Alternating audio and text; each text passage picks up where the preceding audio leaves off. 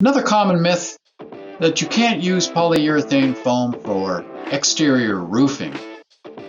Let's think about it as school roofs or industrial roofs.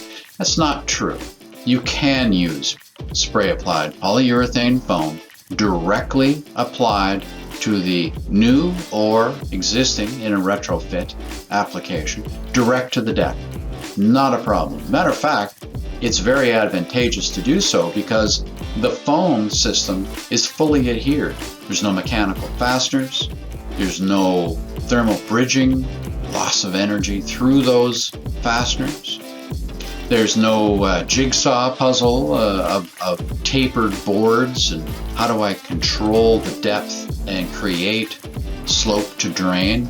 With spray foam, it's all done automatic. It's fully adhered.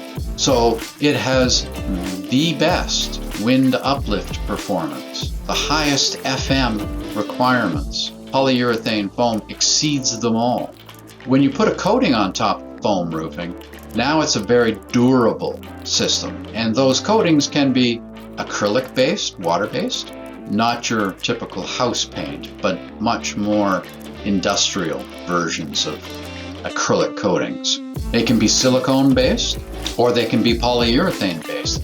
And the choice all depends on the environment that you're going to be using that roof system in. So your contractor will know that and he'll understand which one to specify. But spray foam roofing is very alive and well in North America. It's a great application for foam.